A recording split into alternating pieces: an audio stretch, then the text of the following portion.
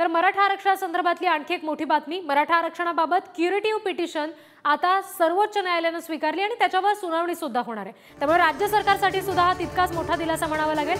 Curative पिटिशनवर सर्वोच्च न्यायालयामध्ये आता सुनावणी होणार आहे। मराठा आरक्षणासंदर्भातली ही एक मोठी महत्त्वाची बातमी। राज्य सरकारला दिलासा मिळालाय, तसाच मराठा समाजासाठी सुद्धा हा मोठा दिलासा म्हणावा लागेल। आता तरी मराठा आरक्षणाचा मार्ग मोकळा होणार का, हे येत्या काळात स्पष्ट होईलच।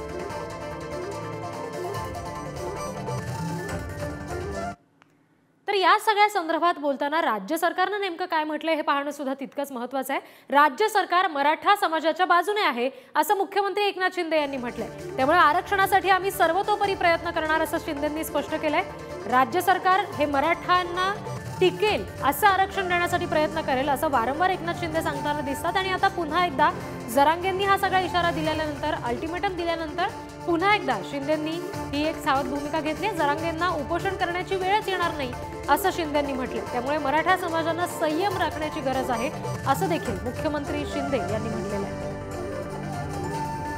सुव्यवस्था, शांतता, सुव्यवस्था राखणं ही आपली सगळ्यांची जबाबदारी आहे आणि या ठिकाणी जाती जातीमध्ये तेढ निर्माण होणार नाही याची देखील काळजी घेण्याची आवश्यकता आहे। त्यामुळे सगळ्यांनी संयम बाळगावा, शांतता बाळगावी आणि 24 जानेवारीला सरकारच्या वतीने पूर्णपणे मराठा समाजाची बाजू सरकारच्या वतीने या ठिकाणी निष्णात वकिलांची फौज भक्कमपणे मांडेल अशा प्रकारची खात्री मी या ठिकाणी देतो। आमचं सरकार मराठा समाजाला आरक्षण देण्यास कटिबद्ध आहे। मागासवर्ग आयोग हा एम्पिरिकल डेटा गोळा करेल, त्याचाही फायदा या ठिकाणी सुप्रीम कोर्टामध्ये दाखल करणे किंबहुना बाजू मांडणे यासाठी त्याचा फायदा होईल। आणि मला वाटतं या मराठा समाजाला एक आशयाचं किरण या ठिकाणी सुप्रीम कोर्टाने एक नवीन विंडो, एक मराठा समाजाला दिलासा देणारा निर्णय घेतलेला आहे। त्यामुळे मराठा समाजाने देखील संयम ठेवला पाहिजे।